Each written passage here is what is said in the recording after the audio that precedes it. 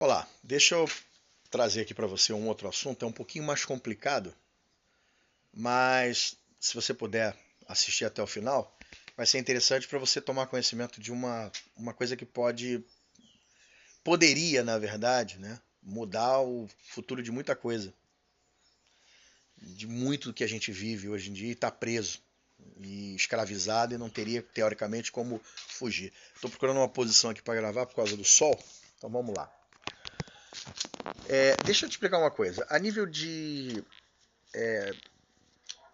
programação, computadores, programas, não vai embora ainda não, só um instantinho. Só para você entender, tudo aquilo que a gente usa nos celulares, nos computadores, tá, são programas, são aplicativos ou programas de computador. O que acontece?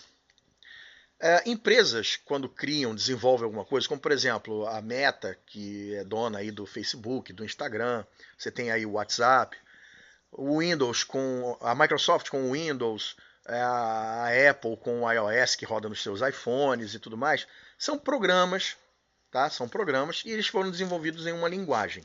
Não vai embora não, fica aí, você vai entender.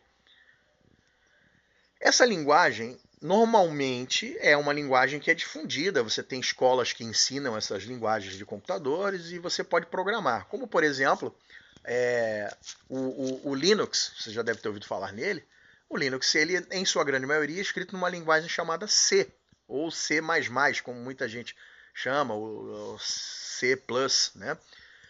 É uma linguagem de programação. Assim como os mais antigos, que por acaso estejam me assistindo, é o Fortran, COBOL e por aí vai. Essa linguagem de programação você aprende numa escola de informática, né? de uma escola que ensina linguagem de programação.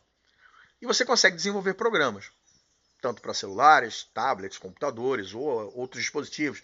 As coisas de automação, ali dentro roda um programa. A gente chama de firmware, mas ali roda um programinha. Vamos lá, você vai entender. Por exemplo, vamos tirar o Windows da Microsoft, para você entender aqui direitinho onde eu quero chegar. O Windows, ele é escrito em várias linguagens, tá? Você tem ali vários módulos, mas eu vou simplificar, vou dizer assim, o Windows é escrito numa linguagem.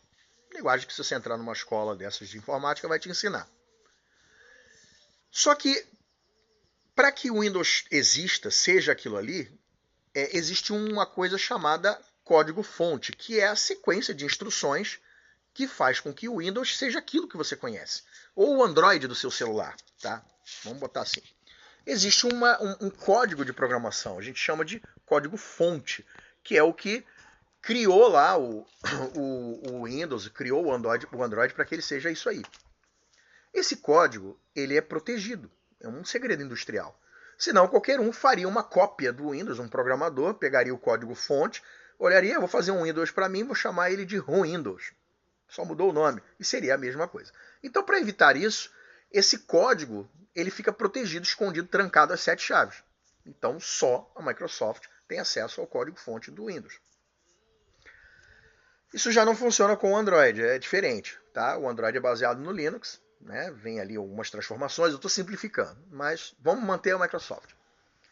Quando você tem essa situação de uma empresa é dona do código-fonte, só ela pode fazer as alterações. Só a empresa pode fazer as alterações e publicar para você receber uma nova versão, né, uma atualização e ter ali as funcionalidades, a correção dos problemas. No caso do Windows é assim. No caso do Linux, não funciona dessa forma. O Linux ele não é de propriedade exclusiva, entenda, eu estou simplificando, de uma empresa dona, e assim, tipo, o Windows pertence à Microsoft, só a Microsoft tem acesso ao código-fonte. O Linux já não funciona assim. Você tem uma comunidade que programa para a Linux.org. Então você tem os desenvolvedores da Linux.org, lá quem deu origem ao Linux, que foi o Linus Torvalds, acho que é assim que pronuncia o nome dele. É o Linux, né? E daí Linux. E aí você tem uma comunidade. O que é essa comunidade? Pessoas como eu e você que entendem de linguagem de programação, daquela linguagem de programação que é utilizada no Linux, e desenvolvem programinhas, ou até mesmo ajudam no amadurecimento, na correção de bugs do código-fonte do Linux. São pessoas comuns pelo mundo afora. Brasileiro, americano, chileno, chinês, paraguaio, uruguaio, boliviano, não importa da onde, francês, italiano, pessoas que estudaram linguagem de programação e têm acesso ao código-fonte, porque o código-fonte ele fica disponível no site da Linux.org. Então qualquer programador consegue ver como ele foi criado, como o Linux foi criado, como ele existe.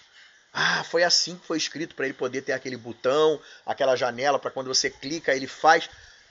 O código, a linguagem de programação está ali disponível, você consegue ver como ele foi escrito, ver e até copiá-lo. Você copia para você é programador, e copia para você e cria um Linux para você. E é por isso que hoje existem diversas distros, como a gente chama, ou distribuições diferentes do Linux. Você tem o Debian, você tem o Slackware, você tem o Fedora, você tem, enfim, uma pá de Linux diferentes, cada um com a sua aparência, e aí você tem um mantenedor, que às vezes é uma empresa, às vezes é um cara, uma equipe de amigos, que criou aquela versão e está distribuindo. E é livre. A maioria esmagadora é livre. A ideia do livre é isso, é que você possa usar e não precisa nem se preocupar com licenciamento, pagar custos de licença de uso, porque o software é livre, de uso livre. Calma que nós estamos chegando lá. Qual é a vantagem do software livre? A principal é você não ter que pagar uma licença? Não, não é essa a vantagem.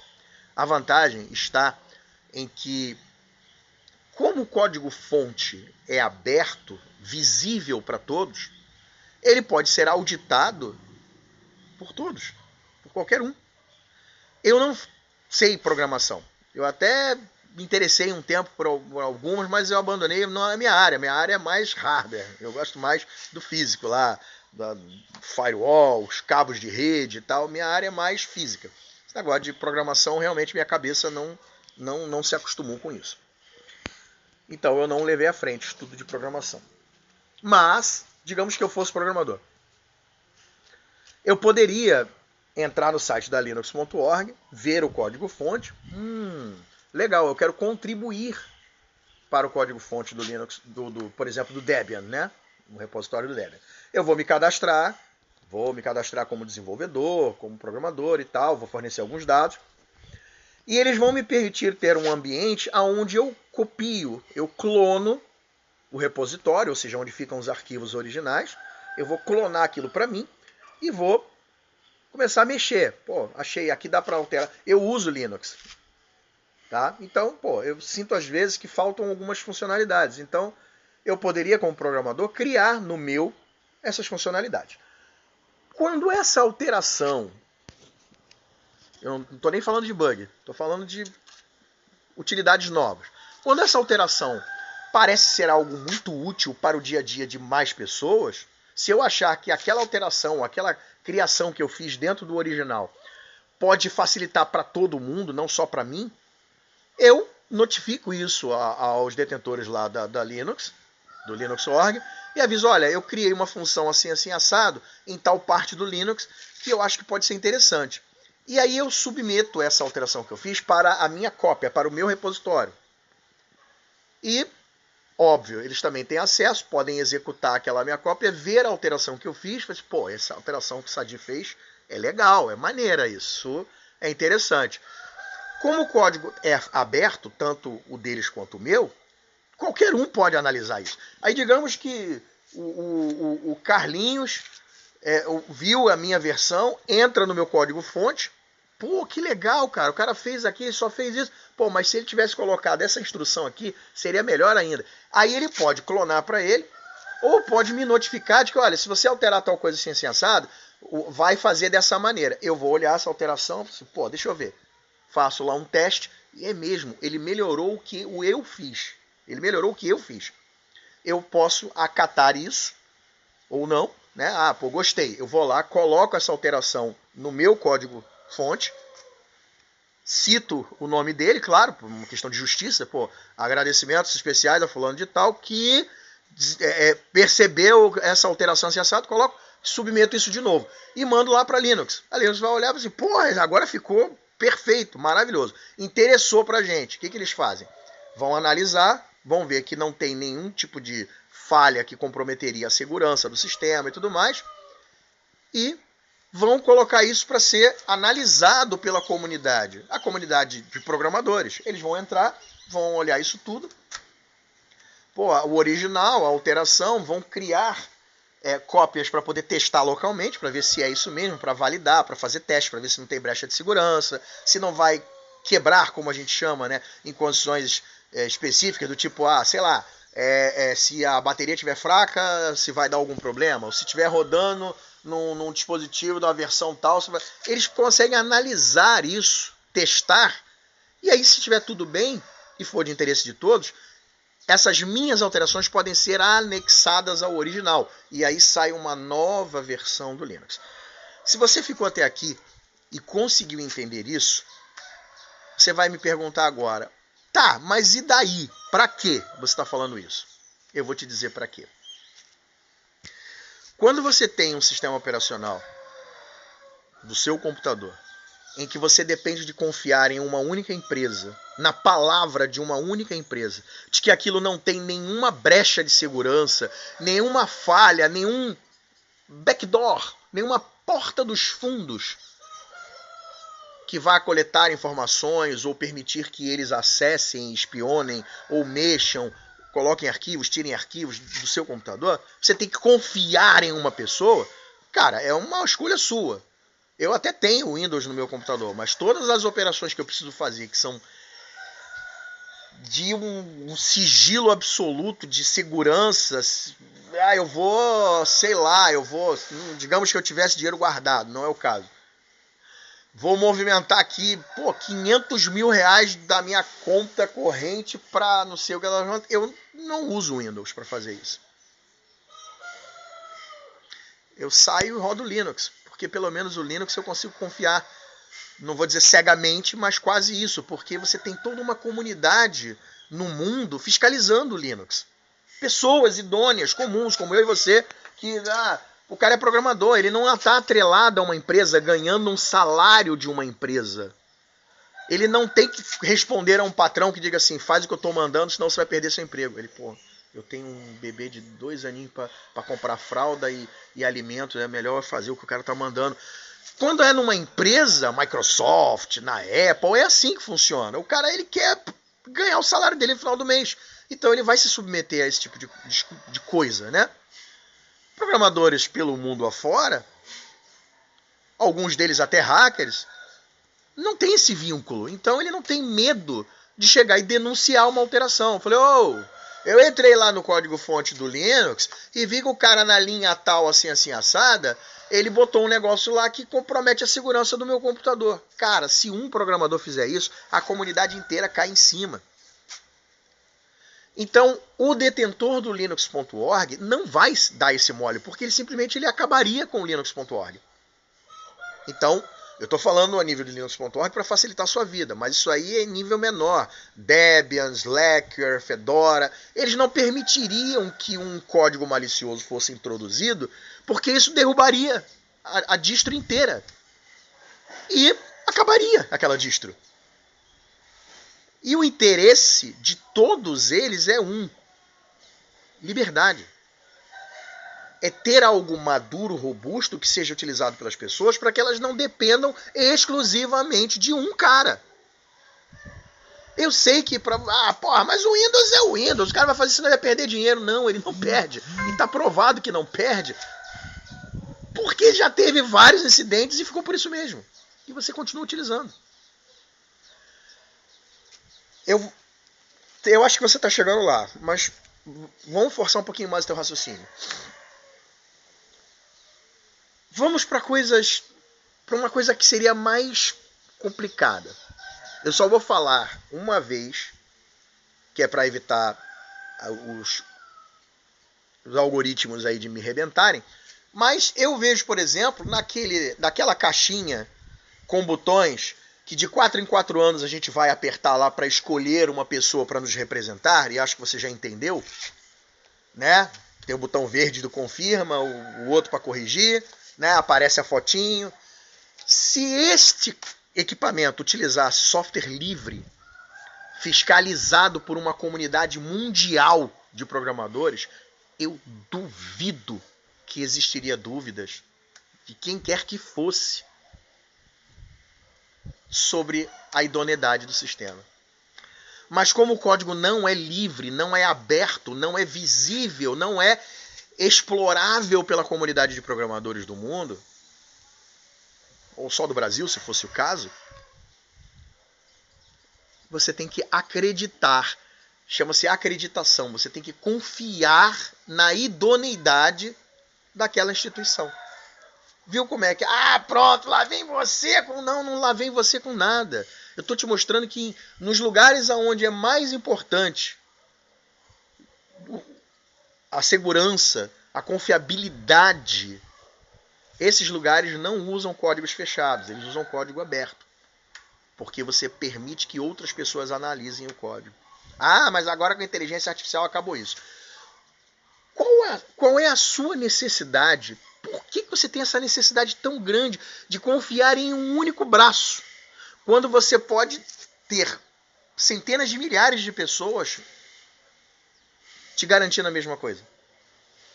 Ah, mas esse único braço ele é confiável porque eu confio nele. Cara, legal.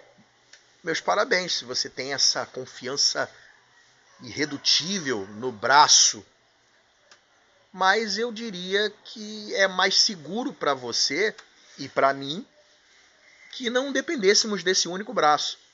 Ah, mas esse braço que você se refere, ele delega a empresas que são idôneas para auditarem. E essas empresas, cara, se eu sou o cara que tem a caneta na mão, a caneta e a faca, acho que você vai entender, e digo assim, eu preciso que auditem para que a população confie no que eu estou criando aqui, desenvolvendo ou colocando, para que elas usem. Vou pagar X por essa auditoria. E aí, por debaixo dos panos, eu digo o seguinte, olha só, eu preciso que vocês validem, mas vai ter uma brecha assim, assim, assado. Se não validar, eu acho outra empresa para fazer.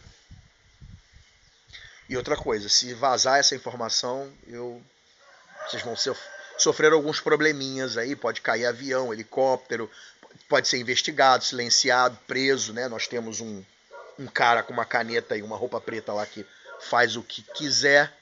Então, eu sugiro você a confiar no pai e simplesmente dizer que tá tudo bem, tá? Não inventa moda, não. É óbvio, claro, evidente que essa empresa contratada para fazer auditoria não vai fazer muita coisa, porque o cara também tem conta para pagar no final do mês, tem família, tem filhos. E por mais que ele denuncie, igual esse rapaz aí que denunciou o negócio das crianças aí, cara, ele não vai aguentar por muito tempo. Eu esqueci o nome dele. Mas eu digo assim, cara, força, porque o que você está fazendo é pela humanidade. É lindo o que você está fazendo, mas a gente sabe que você em algum momento vai ser pego. Lamentavelmente, vai acontecer. Hoje, amanhã ou mais tarde vão pegar você. Você sabe disso. Você está andando de carro blindado, segurança armado, mas você vai ser pego em algum momento. Mas, força. As pessoas de bem estão com você. Tá? Enfim, nós temos essa questão do poder lá, do braço, né? Enfim. E ele vai oprimir a empresa para que ela só divulgue os dados que eles quiserem, que forem interessantes a eles. Então, eu não confio. Não confio. Até porque ele já provou que não é merecedor de confiança. A cada 4 anos muda, às vezes não muda, fica por mais 4 anos e nada muda. As coisas continuam do mesmo jeito. Ah, muda sim. Se eu não sei o que ela... Você é hitleriano, você é... Não, cara. De verdade. Do golpe militar de 64 para cá, já teve chance de mudar tudo. E não muda. Não muda porque não há interesse nem de um lado e nem do outro. Então, cara, software livre pode solucionar muita coisa na nossa sociedade. Só vai depender da gente pedir para que seja software livre. Eu já falo isso há bastante tempo. tudo aquilo que é público, votação no Senado, votação na Câmara, não sei o que, tudo aquilo que diz respeito ao povo não tinha que estar sob sigilo nenhum. Tem que ser aberto, público, livre, liberado, para que todos vejam. Vamos votar sobre o aumento do não sei das quantas. A votação pública, aberta no painel. Eles adoram fazer cadeia nacional de rádio e televisão para dar pronunciamento enfim. Mas para tornar público, livre, aberto para o povo, que é de interesse do povo, não sabem fazer. Então, a ideia era essa, que não é só por causa dessa caixa que a gente aperta o botão, não. Para tudo, deveria ser software livre. Quem quiser, continue utilizando o software pago, fechado, que você tem que acreditar em uma única instituição e na idoneidade dela para você confiar aquilo que é seu. O mais interessante é o seguinte, o Linux é utilizado em tudo quanto é lugar de missão crítica, sabia? Vai ver se a NASA usa o Windows. Não estou aqui desmerecendo o Windows da Microsoft, tá? Não é isso. Eu tenho Windows no meu computador pessoal, da minha esposa, até porque a nível de facilidade, eu sou da área técnica, para mim Linux, Windows, para mim tanto faz. Eu prefiro o Linux porque é mais seguro, tem menos brechas, menos histórico de problemas. Mas minha esposa não é da área técnica, ela é da área de humanas. Então, para ela, eu sou de exatas, ela é de humanas. Então, para ela é mais complicado, o Windows se sai melhor. Mas eu já, aos pouquinhos, estou introduzindo ali a questão do Linux. Mas, sinceramente, é uma escolha. Era isso, o vídeo ficou grande, mas precisava te trazer essa visualização macro da coisa. Se você quiser investir mais tempo sobre isso, o Bitcoin utiliza software livre, código aberto. Ele é auditável, não depende de uma pessoa ou de uma empresa filiada a um Estado poderoso para dizer se está certo ou se está errado. O próprio povo diz se está certo ou se está errado. Dica, toda vez que você tira do povo a autorregulação, você caminha mais um pouquinho em direção a uma ditadura. Forte abraço.